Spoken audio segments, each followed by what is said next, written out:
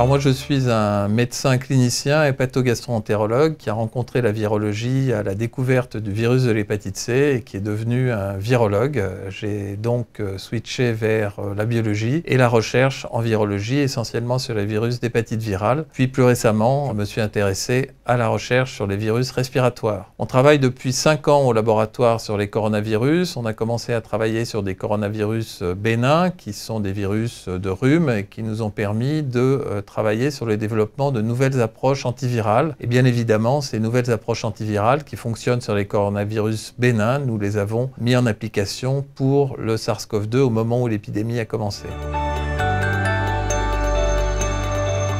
Donc l'objectif du projet Cyclocov est de développer de nouveaux antiviraux qui sont des antiviraux à large spectre dont le mécanisme d'action est l'inhibition de protéines cellulaires qu'on appelle les cyclophilines et qui jouent un rôle très important dans la multiplication des virus et en particulier des coronavirus. Nous nous intéressons à 2 types de médicaments. D'abord le repositionnement d'une molécule qui existe déjà, qui a été développée dans le traitement de l'hépatite C qui s'appelle l'alisporivir, qui est un inhibiteur de cyclophilines, mais nous nous intéressons également à développer une nouvelle famille de petites molécules inhibitrices de cyclophilines qui a été découverte dans notre laboratoire. Les résultats attendus sont une efficacité antivirale. Nous l'obtenons déjà in vitro dans des cultures de cellules contre le virus. Et bien sûr, le développement de ces molécules pour une application préclinique d'abord, puis clinique avec des essais thérapeutiques chez des patients infectés.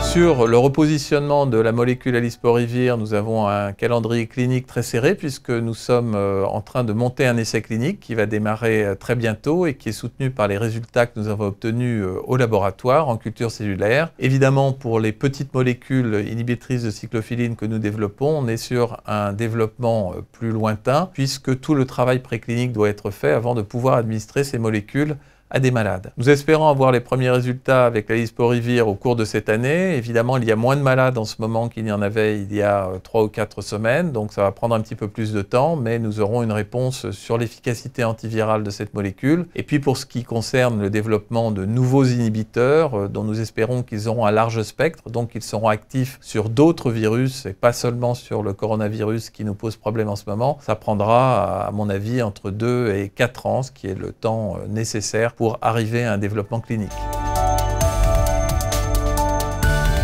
Le financement de la Fondation pour la recherche médicale est bien sûr très important car la recherche coûte cher et ce financement nous a permis et va nous permettre de réaliser toutes les études précliniques in vitro, c'est-à-dire en culture cellulaire, qui démontrent l'efficacité des antiviraux contre le virus SARS-CoV-2 et qui nous permettent également de comprendre les mécanismes par lesquels ces inhibiteurs bloquent la multiplication du virus, qui est très important pour développer de nouveaux antiviraux dans l'avenir. Le financement de la FRM nous permet également de rémunérer de jeunes chercheurs en formation, des thésards, des postdocs, et c'est évidemment très important d'impliquer la jeune génération dans la recherche médicale et dans ses applications.